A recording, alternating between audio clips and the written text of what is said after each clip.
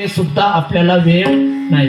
हे एक तासाचं लय लांब राहिलं, माणूस गाडीवर चालला तर राम राम घातला तर ते थांबून राम राम घालायला सुद्धा माणसाला वेळ नाही.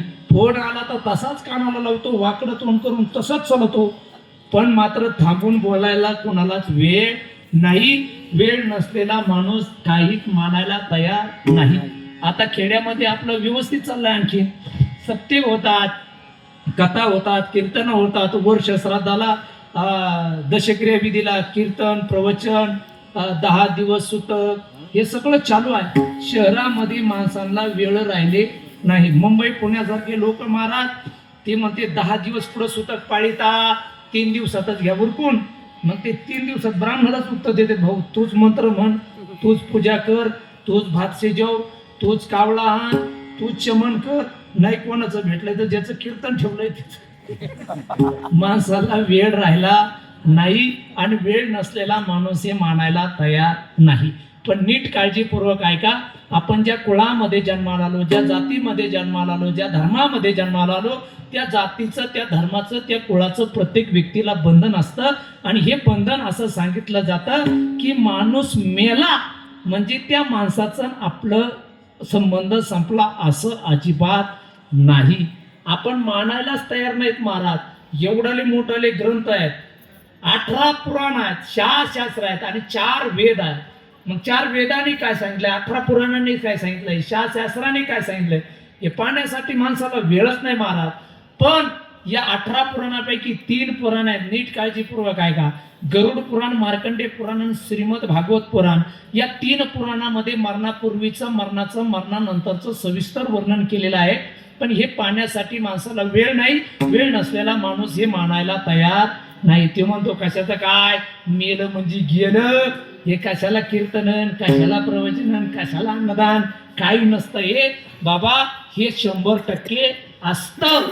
हे जर नसतं तू म्हणत असला पण तू न मानल्याने त्याचं अस्तित्व जात नाही. घुबड आहे, घुबड. घुबड हा पक्षी आहे.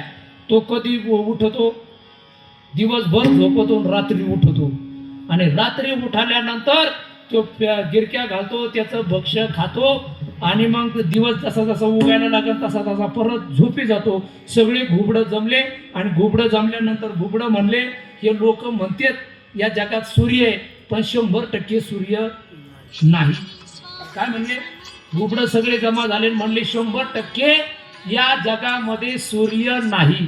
आता किती घुबडं जमा झाले आणि किती त्यांनी ठराव मंजूर केला की या जगामध्ये सूर्य नाहीच, तरी सूर्य आहे की नाही, सूर्य आहे की नाही, 100% सूर्य आहे. पण बाबा तुला सूर्य दिसला नाही. तसे काही काही लोक नास्तिक असतात, ते देवाला मानत नाही. पण तुमच्या देवाला न मानण्याने देवाचं अस्तित्व कधीच खंडन होत नाही. ते देवाचं अस्तित्व आहे, तुला ते मानावं लागेल. आणि नाही मानलं तू तरी काही जात नाही, अजिबात जात नाही महाराज. एक वाक्य सांगतो तुम्हाला, नीट काळजीपूर्वक ऐका. पितरांची तृप्ती त्यातच आपली प्रगती. पितरांची तृप्ती झाली नाही तर त्या घरामध्ये कधीच प्रगती होत नाही. ज्या घरातले पितर भटकंती करत आहेत, ज्या घरातले पितर भूत पिशाची योनीला गेलेले आहेत, त्या घरामध्ये सतत अशांतता असते. ज्या घरातले पितर भटकंती करतात त्या घरामध्ये जावा जावाचं पटत नाही, भावा भावाचं पटत नाही, मुलाचं बापाचं पटत नाही, सासूचं सुनाचं पटत नाही. ज्या घरातले पितर भटकंती करत आहेत, ज्या घरातले पितर भूत पिशाच्या योनीला गेलेले आहेत, त्या घरामध्ये मुलांची लग्न होत आहेत. लग्न झाले तर त्यांना चांगल्या बायका भेटत नाही, त्यांना चांगल्या बायका भेटल्या तर त्यांना मुलंच होत नाहीत, त्यांना मुलं झाले तर ते नीट जन्माला येत नाहीत. हा सगळा प्रॉब्लेम कशामुळे, त्या घरामध्ये असलेला पितरांचा शाप. मग या शापातून मुक्त व्हायचं असेल तर या सगळ्या विधी सांगितलेल्या आहेत. वर्ष श्राद्धापर्यंत त्याच्या विधी सांगितलेल्या आहेत. काय विधी सांगितलेला आहे, माणूस गेल्यानंतर पहिला विधी सांगितलेला आहे अंत्यविधी. माणूस गेल्यानंतर अंत्यविधी करावा. तो अंत्यविधी कधी करावा, 6 तासानंतर आणि 12 तासाच्यात एखाद्या व्यक्तीचा अंत्यविधी करावा. का, 6 तासापर्यंत ते अवयव जिवंत असतात. माणूस गेला म्हणजे फक्त फुफ्फुस बंद पडतं, पण त्याचे जे अवयव असतात शरीरातले, ती काही अवयव बंद पडण्यासाठी 15 मिनिटं लागतात, काही अवयव बंद पडण्यासाठी अर्धा तास लागतात, काही अवयव बंद पडण्यासाठी 1 तास लागतात. माणसाच्या शरीरातली सगळी अवयव बंद पडण्यासाठी कमीत कमी 5 ते 6 तासाचा कालावधी लागतात. म्हणून त्याच्या अगोदर अंत्यविधी केला तर जिवंत माणसाला झालेलं पाप त्या व्यक्तीला लागत असतं. काही काही लोक एखाद्या अंत्यविधी झाला का गावातले 2-4 टक्के ठरलेले ते लगेच तिथे जाणार का, उरका उरका, आम्हाला नगर जायचंय, घाई आहे, उरका. अरे बाबा, तुमच्या अर्ध्या तासाच्या घाईमुळे त्या घराला जर आयुष्यभराची पीडा लागत असेल तर हे पाप आपण करू नये. पहिला विधी सांगितला अंत्यविधी 6 तासानंतर आणि 12 तासाच्या या व्यक्तीचा अंत्यविधी करावा. अंत्यविधीनंतर दुसरा विधी सांगितला, त्या विधीचं नाव आहे सावडण्याचा विधी. तो विधी कधी करावा? अंत्यविधीनंतर 12 तासानंतर आणि 24 तासाच्या त्या व्यक्तीचा सावडण्याचा विधी करावा. सावडण्याच्या विधीच्या वेळी वेगवेगळ्या प्रकारच्या 5 हस्ते घ्यावा लागतात. त्या एका गाडग्यामध्ये भरावं लागतात. त्याला कोऱ्या कापडाने बांधायचं. त्या हस्ती घरी न्यायच्या नाही, त्या हस्ती स्मशानभूमीत ठेवायच्या नाही. त्या हस्तीला प्राण्याचा पक्षाचा स्पर्श झाला नाही पाहिजे अशा ठिकाणी त्या हस्ती ठेवायच्या. मग अशा ठिकाणी त्या हस्ती ठेवल्यानंतर 10 दिवस शरीर सोडून गेलेला जो आत्मा आहे तो आत्मा त्या हस्तीवर येऊन राहत असतो. किती दिवस? 10 दिवस. म्हणून त्या घरामध्ये सुतक पाळावं लागतं. 10 दिवस सुतक पाळलं की 10 दिवसानंतर तिसरा विधी सांगितला. त्या विधीचं नाव आहे दशक्रिया विधी. त्या विधीला म्हणतात दशक्रियेचा विधी, हस्ती उजळण्याचा विधी, पिंडदानाचा विधी, दान धर्माचा विधी. तो दान धर्माचा, पिंडीचा, हस्ती उचलण्याचा विधी 10 दिवसांनी पार पडला, दशक्रिया विधीचा पार पडला की त्या घरातलं सुतक संपलं. पण आत्मा आणखीन 3 दिवस त्याच घरी राहत असतो. मग 13 दिवसानंतर 13व्याचा विधी करावा लागतो. हा चौथा विधी सांगितला. 13व्याच्या विधीच्या वेळेस 13 व्यक्ती जीव घालावं लागतात. या 13 व्यक्ती जीव घातल्या की त्या आत्म्याचा पुढचा प्रवास सुरू झाला. मग त्या आत्म्याला चित्रगुप्तापर्यंत जाण्यासाठी 1 वर्षाचा कालावधी लागतो. या 1 वर्षाच्या कालावधीमध्ये तो आत्मा प्रत्येक महिन्याला त्याच घरी येत असतो. म्हणून महिना जीव घालावा लागतो. असे 11 महिने जीव घातले की बरोबर 12व्या महिन्याला वर्ष श्राद्धाचा विधी येत असतो. 12व्या महिन्याला बरोबर वर्ष श्राद्धाचा विधी येतो. काही लोक 11.5 महिन्यामध्ये वर्ष श्राद्ध करतात, पण हे एकदम चुकीचं आहे. बरोबर 12व्या महिन्यालाच वर्ष श्राद्धाचा विधी करायचा असतो. मग इकडे वर्ष श्राद्धाचा विधी चालू असतो आणि तिकडे तो आत्मा चित्रगुप्ता समोर असतो. चित्रगुप्त पाहत असतो या व्यक्तीने आयुष्यात किती पाप केलं आणि आयुष्यात किती पुण्य केलं. या पाप पुण्याची गणना चालू असते. मग ही गणना कशी होते ऐका. पुण्य केलं असेल तर वैकुंठामध्ये, कैलासामध्ये किंवा स्वर्गामध्ये जागा भेटते. पाप केलं असेल तर नरकामध्ये जावं लागतं. पाप आणि पुण्य समान असेल तर पुन्हा मनुष्य जन्म प्राप्त होतो. खूपच जास्त पुण्यवान एखादा आत्मा असेल तर भगवान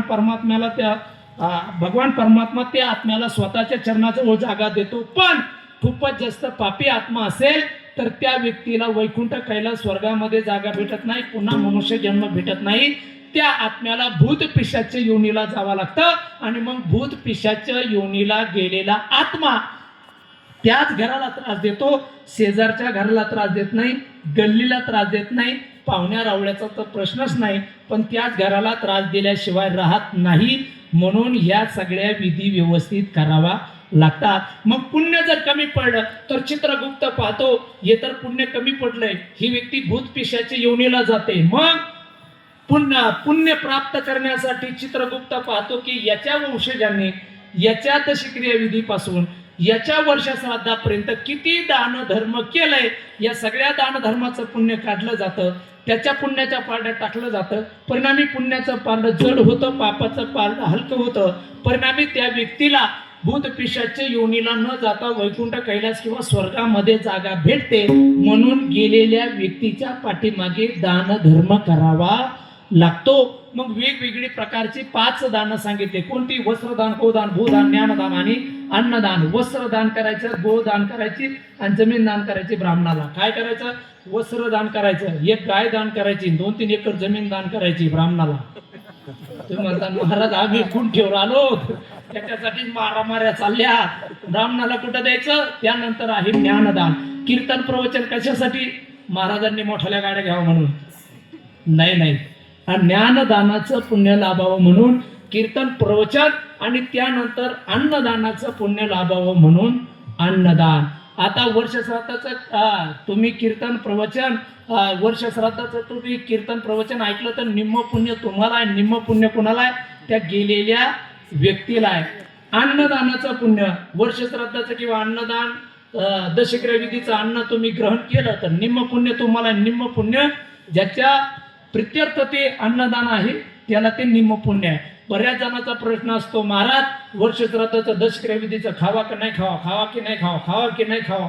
आज तुमच्या डोक्यातला खटकाच काढून टाकितो. ऐका, वर्ष श्राद्धाचं दशक्रिया विधीचं अन्न खायचं की नाही खायचं, 3 मुद्दे सांगतो. पहिला मुद्दा, अन्न हे पूर्ण ब्रह्म आहे, अन्न हे पवित्र आहे, त्याला अजिबात नाव ठेवू नये. ते अजिबात वाईट नसतं, ते पवित्रच आहे, त्याला अजिबात नाव ठेवायचं नाही. मुद्दा 1 संपला.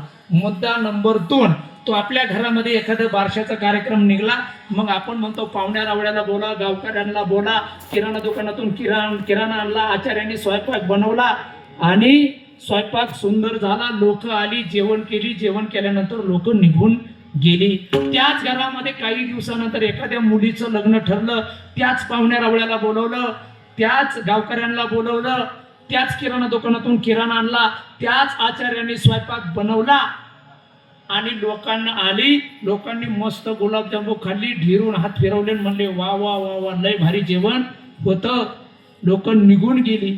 त्याच घरामध्ये काही दिवसानंतर एखादी म्हातारी व्यक्ती मरण पावली, मरण पावल्यानंतर त्याच गावकऱ्याला बोलवलं, त्याच पाहुण्या रावळ्याला बोलवलं, त्याच किराणा दुकानातून किराणा आणला, त्याच आचार्याने स्वयंपाक बनवला, कीर्तन झाल्यानंतर पुकारलं, जेवण करून जा. लोक म्हटले आम्ही खात. कळलं का तुम्हाला? लोक काय म्हटले? आम्ही खात नाही. का खात नाही? म्हटले वर्ष श्राद्धाचं दशक्रिया विधीचं आम्ही खात नाही. अरे लोक बदलले नाही, किराणा दुकानदार बदलला नाही, आचार्य सुद्धा बदलला नाही, पण आपण नावं ठेवली. महाराज, हीच लोक मी बऱ्याच वेळेस पाहिली, इथं जेवण करत नाहीत आणि जाता जाता हेच गाड्यांच्या गाड्या धाब्यावर दिसत्यात, दणकून हाणत्यात. मग धाब्यावर तुम्हाला बाई स्वयंपाक करतोय का बाबा स्वयंपाक करतोय, त्याला इटाळे का चेंडाळे का त्याला सुतक पडलंय का काय, हे सुद्धा पाहत नाही, पण म्हणतो कडक आण जरा कडक आण, खाऊ दे मला. बरं ठीक आहे, एवढं जरी समजलं नसेल तर डायरेक्ट 2 पॅनल, कुणी खायचं आणि कुणी नाही खायचं. मुद्दा नंबर 3, डायरेक्ट 2 पॅनल. कुणी खायचं वर्ष श्राद्धाचं दशक्रिया विधीचं.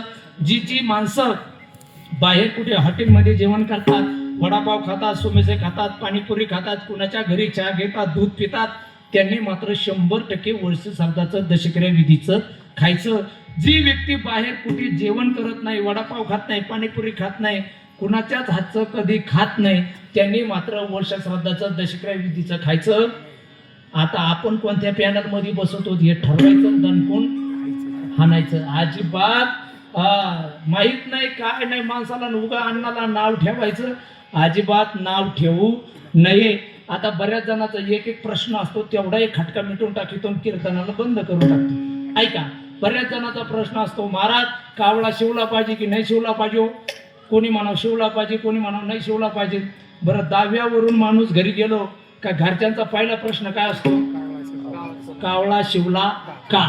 ते असं विचारित नाही कीर्तन कोणाचं होतं, वाजायला कोण होतं, सिस्टीम कोणाची होती, आपण कोणाचा घेतला, हे बाकीचं काही त्याच्या डोक्यात नसतं. फक्त घरच्यांनी पहिलं ते अगोदर आंघोळीला पाणी सुद्धा देत नाही, ते पहिलं विचारित कावळा शिवला का.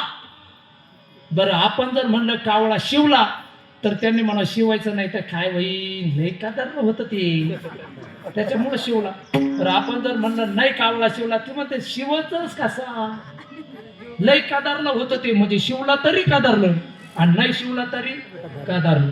अजिबात लोकांच्या डोक्यातच कोणी घातलंय, मला ते बाबा सापडाना, मला लावण्या हाणायच्या त्याच्या. कावळा शिवला म्हणजे मुक्ती झाली, कावळा नाही शिवला म्हणजे मुक्ती नाही झाली, हे सांगितले कोणी तुम्हाला? तुम्ही जरा ग्रंथ पाहिले का? मी तुम्हाला 3 पुराण सांगतो, गरुड पुराण, मार्कंडे पुराण, श्रीमद भागवत पुराण. या 3 पुराणामध्ये याचं सविस्तर वर्णन आहे. लोक पाहत नाहीत, काय नाही, महाराज लोक सांगत नाही, पण महाराज कावळा शिवला म्हणजे मुक्ती झाली, कावळा नाही शिवला म्हणजे मुक्ती झाली नाही असं अजिबात नाही, 100% नाही. त्याला काय पुरावा आहे? ऐका, चला त्रेतायुगामध्ये प्रभू रामचंद्रजी 14 वर्षाच्या वनवासाला आहेत आणि 14 वर्षाच्या वनवासाला असल्यानंतर त्या ठिकाणी इंद्राचा पुत्र आहे जयंत कावळा बनून आला, सीतामाईची खोड केली. सीतामाईची खोड केल्यानंतर सीतामाईने प्रभू रामचंद्रजीला सांगितलं, प्रभू रामचंद्रजीला राग आला.